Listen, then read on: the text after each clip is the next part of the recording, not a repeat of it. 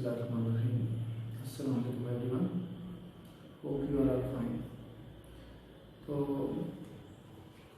हम लोग किडनी के स्ट्रक्चर के बारे में पढ़ रहे थे स्टूडेंट्स, और कल के अपने लास्ट लेक्चर के दौरान मैंने आपको किडनी के कुछ बेसिक्स के बारे में बताया था। किडनी जो है वो होते क्या हैं और उसके जो बेसिक सुपरफिशियल स्ट्रक्चर हैं वो क्या हैं। और उसी डिस्कशन के दौरान हम लोगों ने एक चीज़ डिस्कस की थी अबाउट नेफ्रा। तो आज नेफ्रॉन का पार्ट 1 आपको समझाया जाएगा कि नेफ्रॉन बेसिकली हैं क्या और उनके बेसिक पार्ट्स क्या हैं, और फिर उसके बाद जो है ये यूरिन फॉर्मेशन में कैसे पार्टिसिपेट करते हैं, ये इसका पार्ट 2 होगा। तो आपने इस सीरीज़ को कंटिन्यूसली देखना है।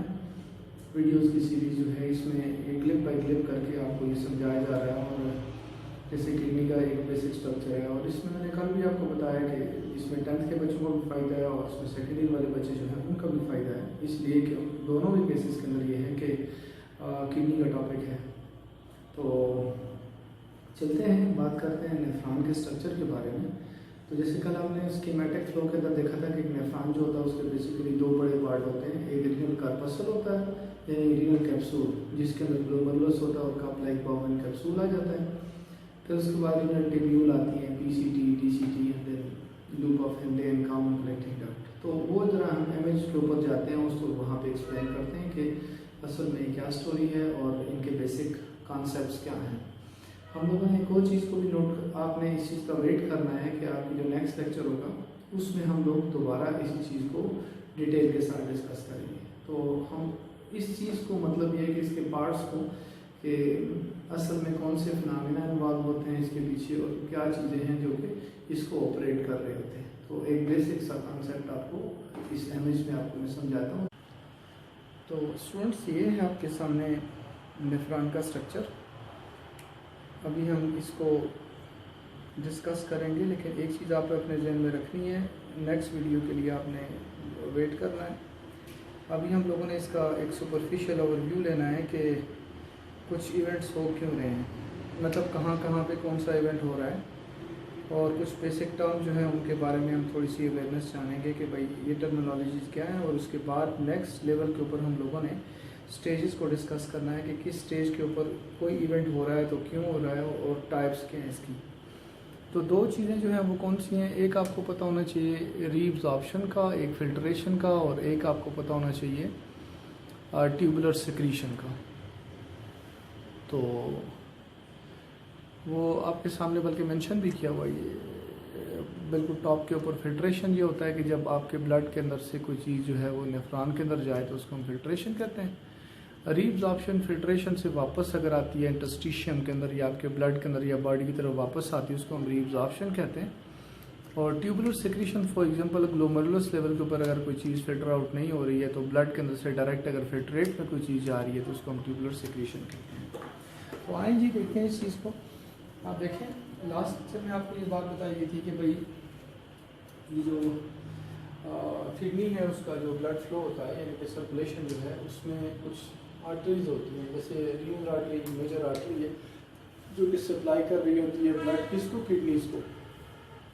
अब रीनल आर्टरी जो होती है जब किडनी के अंदर एंटर होती है तो वो स्प्लिट आउट हो जाती है, और वो स्प्लिट होने के बाद जो ब्रांचेस बना रही होती हैं उनको हम सिग्मॉइड आर्टरीज कहते हैं। और सिग्मॉइड आर्टरीज जो होती हैं आर्क्यूट आर्टरीज बनाती हैं। आर्क्यूट जब कॉर्टेक्स में एंटर होती हैं इंटरलोबुलर आर्टरीज, और इंटरलोबुलर आर्टरीज की जो ब्रांचेस होती हैं उनको हम कहते हैं एफरेंट आर्टरी होती है। जो ये आपको पता होना चाहिए, टेस्ट में भी क्वेश्चन आया था कि भाई efferent arterioles are branches of, तो उसका राइट ऑप्शन है efferent arterioles are branches of interlobular arteries.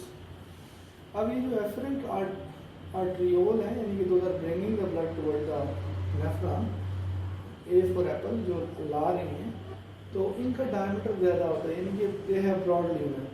और ये जो यहाँ से निकल रही हैं जिन्हें हम कहते हैं इफरेंट आर्टरियोल, ये देखें ई फॉर एग्जिट, इफरेंट आर्टरियोल जो होती है ये यहाँ से लेके निकल रही होती है ब्लड को, तो इनका ये नैरो होती है। अब ये ब्रॉड ल्यूमेन वाली है, ये नैरो ल्यूमेन वाली है, तो बीच में ये बंच ऑफ कैपिलरीज हैं, यानी ये जो एफरेंट आर्टरियोल है जब ये बाउमेन कैप्सूल में एंटर होती हैं तो ये कैपिलरीज के अंदर स्प्लिट हो जाती हैं, and this bunch of capillary called as glomerulus. अब ग्लोमेरुलस के ऊपर जो ब्लड प्रेशर होता है वो ज़्यादा हो जाता है और स्पीड जो होती है वो ब्लड की स्लो हो जाती है, क्योंकि एग्जिट जो है वो नैरो है। यहाँ से देखें एग्जिट नैरो है और अपकमिंग जो है वो ब्रॉड है, तो यहाँ पे प्रेशर बिल्डअप हो जाता है। अब प्रेशर कितना है यहाँ पे, एक तो चीज़ आपने ये नोट रखनी है अपने टेस्ट के लिए कि यहाँ पे ग्लोमेरुलस के अंदर ब्लड प्रेशर कितना होगा। तो ग्लोमेरुलस में ब्लड प्रेशर है 60 millimetre of mercury.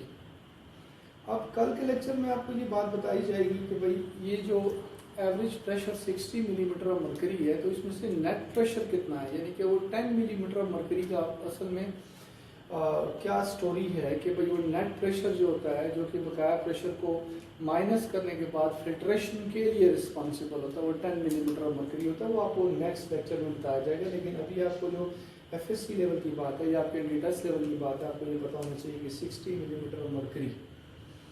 And then ये तो आ गया बंच ऑफ कैपिलरी, जिसको आप लोगों ने कहा कि ये ग्लोमेरुलस है, इसकी बेसमेंट आ जाती है, फिर उसके बाद पोडोसाइट्स होते हैं। तो एक MCQ यूँ भी आता है कि podocytes are found, then we will go for, मैंने कहा आपको कि नेक्स्ट लेक्चर में आपको पोडोसाइट्स के फंक्शन बताए जाएंगे, क्या लोकेट करते हैं, किधर होते हैं, बेसमेंट कैसी है, और कैपिलरीज की टाइप यहाँ पे कौन सी पाई जाएगी, यानी कि कैपिलरीज की भी टाइप होती है, कंटिन्यूज है, डिसकंटिन्यूज है, एंड देन सो। तो यहाँ पे कौन सी है वो आपको बताई जाएगी कौन सी है।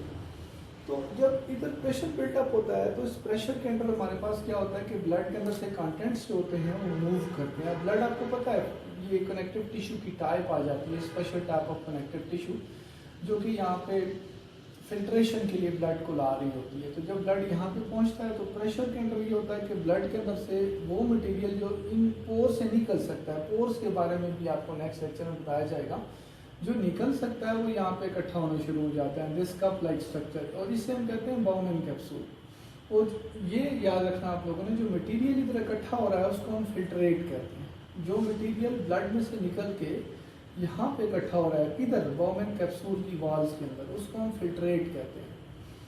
तो इस प्रोसेस को हम कहते हैं प्रेशर फिल्ट्रेशन या ग्लोमेरुलस फिल्ट्रेशन का प्रोसेस कहते हैं, क्योंकि ये ग्लोमेरुलस लेवल के ऊपर हो रही होती है और प्रेशर के अंदर हो रही होती है फिल्ट्रेशन। फिल्ट्रेट जो होता है फिर नेफ्रॉन के डिफरेंट पार्ट से पास आउट होता है, और ये डिफरेंट पार्ट जैसे देखें ये आपके पास ये ट्यूब्स हैं, they are coil tubes, convoluted tubule, और ये ओरिजिन के करीब है। जैसे किसी भी बॉडी के दो पार्ट्स होते हैं, एक पार्ट को हम कहते हैं प्रॉक्सिमल एंड और दूसरा होता है डिस्टल एंड। प्रॉक्सिमल एंड कौन सा होता है, एंड नियर द ओरिजिन, जो उसके ओरिजिन के करीब एंड होता है उसको हम कहते हैं proximal and, and the and which is away from the origin is called distal end. तो ये कॉइल ट्यूब यहाँ पे हैं इस बाउमेन कैप्सूल के पास, तो इन्हें हम कहते हैं proximal convoluted tubules, convoluted coil tubes. तो प्रॉक्सिमल कन्वोल्यूटेड टिब्यूल और ये आ जाती हैं distal convoluted tubules. Distal convoluted tubule ये भी कॉइल ट्यूब्स हैं। ये फिल्ट्रेट फिर ये PCT से पास हो रहा है, और PCT और DCT के दरम्यान में देखें ये आपके पास आ जाता है जी यू शेप स्ट्रक्चर, इसे हम लूप ऑफ हेनली कहते हैं। और ये लूप ऑफ हेनली जो है इसका ये पार्ट, ये लेम जो है ये नीचे की तरफ आ रही है। जो लेम नीचे की तरफ आ रही है उसको हम कहते हैं डिसेंडिंग लेम। डिसेंडिंग लेम, डिसेंडिंग लेम ये आसान सी बात है, जैसे हम कोई भी ऑर्डर देते हैं डिसेंडिंग ऑर्डर कहते हैं, जो टॉप से नीचे की तरफ आए, जैसे 10, 9, 8, 7, 6, 5, ये कौन सा ऑर्डर है, डिसेंडिंग ऑर्डर आ जाता है। तो ये लेम ऊपर से नीचे आ रही है, इसको हम कहते हैं डिसेंडिंग लेम। और ये दूसरी लेम जो है आप देखें इसको हम कहते हैं असेंडिंग लेम, जो कि नीचे से ऊपर की तरफ जा रही है। असेंडिंग ऑर्डर भी जैसे होता है, जैसे 1, 2, 3, 4, 5, 6, ये कौन सा ऑर्डर है, असेंडिंग ऑर्डर आ जाता है। तो अब डिसेंडिंग लेम के अंदर हमारे पास जो फिल्ट्रेट है वो नीचे की तरफ आ रहा है, असेंडिंग लेम के अंदर फिल्ट्रेट ऊपर की तरफ जा रहा है। यानी ये फ्लो आप चेक करें तो एक दूसरे के बिल्कुल ऑपोजिट डायरेक्शन में फ्लो हो रहा है। ये काउंटर करंट है। काउंटर मैं आपको थोड़ा एक्सप्लेन कर दूं, मैंने कहा कि इसको फर्दर भी हम देखेंगे, काउंटर करंट मल्टीप्लायर क्या होते हैं और काउंटर करंट एक्सचेंजर्स क्या होते हैं, ये भी हमारी दो चीज़ें रहती हैं। तो काउंटर करंट मल्टीप्लायर तो लूप ऑफ हेनली के अंदर होता है, और काउंटर करंट एक्सचेंजर्स जो होते हैं वो वेजा रेक्टा जो होते हैं, मतलब ब्लड वेसल्स होती हैं उसके अंदर होता है। वो नेक्स्ट लेक्चर के लिए वो टॉपिक आपके लिए है। तो ये जो फ्लो है फिल्ट्रेट का, ये देखें डिसेंडिंग लेम के अंदर जो है ये नीचे की तरफ आ रहा है और असेंडिंग लेम के अंदर ये ऊपर की तरफ जा रहा है। ये फ्लो जो है यानी करंट जो है, करंट कहते हैं फ्लो, ये जो फ्लो है फिल्ट्रेट का ये एक दूसरे के ऑपोजिट डायरेक्शन में यानी कि काउंटर करंट है। अब इस काउंटर करंट का फायदा क्या होता है? काउंटर करंट का एक और फायदा भी होता है, आपको एक और चीज़ भी बताऊंगा, उसका अगला कंसेप्ट भी है, लेकिन आप थोड़ा सा आप देखें ये लेम जो है दिस वन इज थिन, इसके जो मतलब एपिथेलियल सेल्स होते हैं दे आर स्मॉल साइज, छोटे होते हैं और उनके अंदर एक्वापोरीन्स होते हैं। यानी जो मैंने सीधी लाइन बनाई है ये सेल से मिलकर बनी हुई है और सेल आप लोग जानते हैं सेल की ऑलमोस्ट बाउंड्री जो होती है वो सेल मेम्ब्रेन होती है। तो सेल मेम्ब्रेन में स्पेशलाइज्ड प्रोटीन चैनल्स होते हैं जिन्हें हम कहते हैं, जिनसे वाटर पास आउट होता है उन्हें हम कहते हैं एक्वापोरीन्स। तो इसके अंदर एक्वापोरीन की क्लास 1 होती है जो कि मतलब ओपन रहते हैं और पैसिवली वाटर जो होता है वो इस फिल्ट्रेट से सराउंडिंग फ्लूइड में आता है। ये सराउंडिंग फ्लूइड क्या है? इंटरस्टिशियल फ्लूइड, मतलब किडनी की जो टिश्यूज होती हैं उनके इर्द गिर्द फ्लूइड जो होता है उसको हम इंटरस्टिशियल फ्लूइड कहते हैं या ECF जैसे कहा जाता है, एक्स्ट्रा सेलुलर फ्लूइड कहते हैं। अब अगला क्वेश्चन ये है कि वाटर, मान लिया कि भाई हमारे पास जो है ये वाटर जो है फिल्ट्रेट से इंटरस्टिशियम में आ रहा है, लेकिन किसी वजह से आ रहा होगा ना, ऐसे तो नहीं है। लेकिन एक कंसेप्ट आपको बहुत पहले से पता है इस चीज़ का कि भाई water always move from dilute toward concentrated. So when I am using this way कि dilute toward concentrated, this mean that the concentration of this filtrate must be dilute, mean that this must not be very much concentrated. Which one? This one. ये जो filtrate है ये dilute होना चाहिए और ये जो इंटरस्टिशियल फ्लूइड है वो कॉन्सेंट्रेटेड होना चाहिए, तभी पॉसिबल है कि फिल्ट्रेट में से वाटर जो होगा वो इसके अंदर आएगा इंटरस्टिशियल के अंदर। अब ये है कि इसको कॉन्सेंट्रेटेड बना कौन रहा होता है? काउंटर करंट मल्टीप्लायर का छोटा सा कंसेप्ट मैं अभी देता हूँ, कल हम इसको डिटेल के साथ बात करेंगे। इस लेंथ के अंदर आप आ जाए तो इधर आयंस जो होते हैं वो को ट्रांसपोर्टर के जरिए इंटरस्टिशियम को बना रहे होते हैं कंसंट्रेटेड। देखें ये जो जगह है जिसको हम कहते हैं descending limb, sorry ascending limb कहते हैं, इसको हमने थिक बनाया हुआ है। This whole section is not permeable for water, लेकिन इसके जो सेल्स होते हैं उन सेल्स की मेम्ब्रेन के अंदर आयंस को ट्रांसपोर्ट करने वाली प्रोटीन्स होती है और को ट्रांसपोर्टर हम कौन सी प्रोटीन को कहेंगे, कौन से ट्रांसपोर्टर्स को हम को ट्रांसपोर्टर्स कहेंगे? ऐसे ट्रांसपोर्टर जो कि एक से ज़्यादा आयंस को एक साथ लेके मूव करते हैं, या सेल के अंदर एंटर होते हैं या फिर सेल के बाहर जाते हैं, लेकिन साथ मिल के जाते हैं। तो यहाँ पे जो को ट्रांसपोर्टर्स होते हैं वो कौन से होते हैं जी? इधर होते हैं सोडियम, फिर उसके बाद potassium N2 chloride, sodium potassium N2 chloride को ट्रांसपोर्टर। ये रिमेंबर, ये मैं इनका आपको कल एक्सप्लेन में करूंगा कि क्या होता है। तो इन को ट्रांसपोर्टर, इन प्रोटीन्स के जरिए सोडियम आयन जो होते हैं ये फिल्ट्रेट में से इंटरस्टिशियम के अंदर आते हैं, यानी ये नेफ्रॉन के इर्द गिर्द जो सोल्यूशन है उसको ये आयंस कंसंट्रेटेड करते रहते हैं। सोडियम आयंस, क्लोराइड आयन उसको फॉलो कर रहे होते हैं, पोटाशियम कुछ हद तक बाहर निकलता है, कुछ स्टे करता है, कैल्शियम बाहर निकल रहा होता है, ये देखें। और इनको फैसिलिटेट कौन कर रहा होता है कि भाई ये फिल्ट्रेट में से बाहर निकलें और इंटरस्टिशियम को कंसंट्रेटेड करें?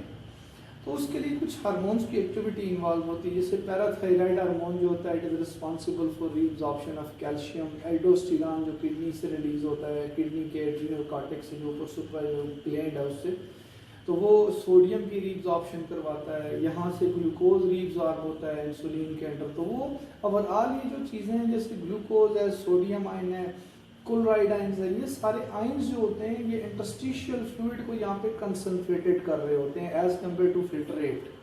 तो जब इंटरस्टिशियल फ्लूइड कंसंट्रेटेड होगा एज कम्पेयर टू फिल्ट्रेट तो फिर डेफिनेट सी बात है कि यहाँ पे अगर इसको पैसेज मिल रहा है एक्वापोरीन की क्लास 1 अगर यहाँ पे है तो फिल्ट्रेट में से वाटर किधर आएगा?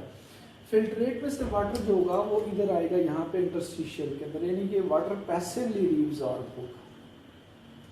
तो जब वाटर निकल रहा है तो डेफिनेट सी बात है यहाँ पे जो कंसंट्रेशन है वो भी ज़्यादा हो रही है। फॉर एग्जांपल यहाँ पे जो है वो 300 मिली ऑस्मोलीटर आ जाती है, यहाँ पे से लाइक 500 आ गई, यहाँ पे 800 आ गई, साइड 950 आ जाती है और यहाँ पे कितनी आती है 1200 मिली ऑस्मोलैरिटी इक्विवेलेंट आ जाती है। फिर अब ज़हन में आप लोगों ने रखना है कि इधर जो है ये सोल्यूशन कंसंट्रेटेड हो रहा है, जो हम नीचे आ रहे हैं सोल्यूशन कंसंट्रेटेड हो रहा है। और क्यों हो रहा है? ये नहीं है कि आयंस निकल रहे हैं, ये है कि यहाँ पे वाटर निकल रहा है। इधर से नीचे आप आ रहे हैं तो यहाँ पे डाइल्यूट सोल्यूशन है, नीचे आए आप फिल्ट्रेट की बात हो रही है, फिल्ट्रेट कंसंट्रेटेड हो गया, फिल्ट्रेट और कंसंट्रेटेड हो गया, फिल्ट्रेट और कंसंट्रेटेड हो गया, फिल्ट्रेट 1200 तक चला जाता है। अब जब आप ऊपर जाते हो ना तो फिर ये फिल्ट्रेट दोबारा से डाइल्यूट होना शुरू हो जाता है, डाइल्यूट होना शुरू हो जाता है, इससे 200 तक चला गया यहाँ पे। अब अगला क्वेश्चन ये ना आपको ज़हन में रखना चाहिए कि ये जो ऊपर जा रहा है ये डाइल्यूट कैसे हो रहा है। यानी नीचे मानने वाली बात है कि जो नीचे आ रहा है तो उधर तो इसमें से पानी निकल रहा है, तो रिमेनिंग जो फिल्ट्रेट है वो डाइल्यूट हो रहा है, सॉरी कंसंट्रेटेड हो रहा है क्योंकि पानी निकल रहा है। ये दोबारा से डाइल्यूट कैसे हो गया? मतलब ये कि फिल्ट्रेट के अंदर पानी जा रहा है? नहीं, असल में जब ये असेंडिंग लेवल से ऊपर जा रहा है तो आप देख सकते हैं आयंस निकल रहे हैं। यानी किसी भी सॉल्यूशन को डाइल्यूट करने के दो तरीके हो सकते हैं।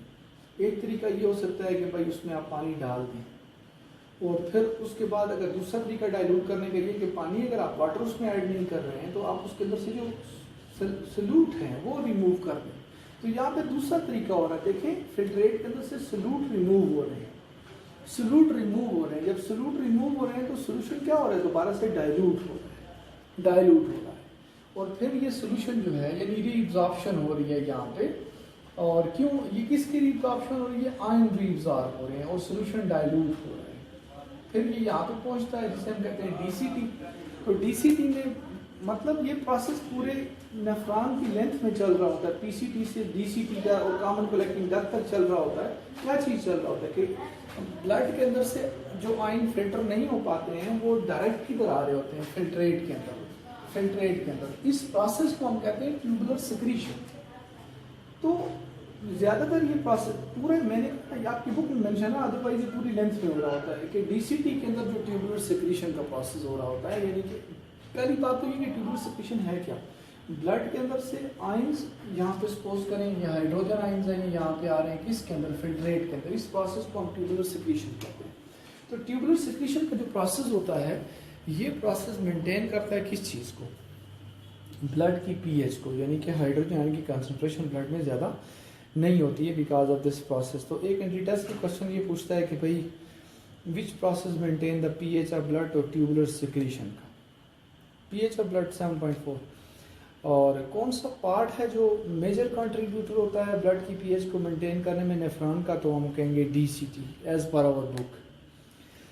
अब यहाँ पे है कि ये जो रीअब्जॉर्प्शन हो रही है, ग्लूकोज की रीअब्जॉर्प्शन हो रही है, वाटर की पैसिव रीअब्जॉर्प्शन हो रही है, आयन रीअब्जॉर्ब हो चुके हैं, ट्यूबुलर सिक्रीशन भी हो चुकी है। तो ये फिल्ट्रेट आप पास करेगा कहाँ पे?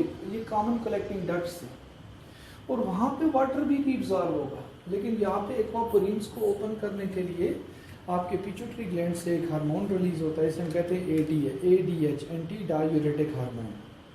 वाटर अगर आपकी बॉडी को चाहिए तो एडीएच की सिक्रीशन ज़्यादा होती है, और अगर आपकी बॉडी में इनफ वाटर अवेलेबल है तो एडीएच कम रिलीज होता है।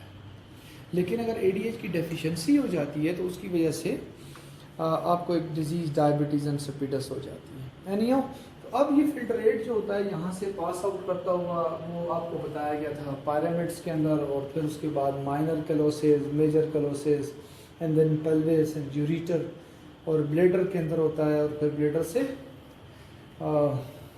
होता हुआ यूरेथ्रा के ज़रिए बॉडी से एक्सपेल हो जाता है, यानी यूरिनेशन हो जाती है। तो ये छोटा सा एक आपको ओवरव्यू बताया गया है कि भाई आपकी बॉडी के अंदर जो है ये किडनीज वर्क कैसे करती हैं, नेफ्रॉन वर्क कैसे करते हैं। तो होपफुली थोड़ी सी अंडरस्टैंडिंग इसमें बिल्डअप होगी। अभी भी मतलब मैं आपको बता दूं कि आपका जो नेक्स्ट लेक्चर होगा वो दोबारा से आपके बाउमैन कैप्सूल के ऊपर होगा, यानी कि जो कैपिलरीज हैं उनमें फिल्ट्रेशन कैसे हो रही होती है।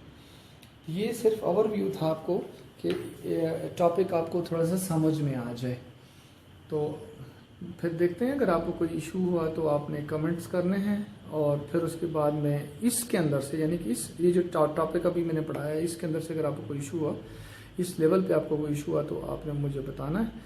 और तो स्टूडेंट्स, अभी मैंने आपको ये इमेज वाइज एक्सप्लेन किया।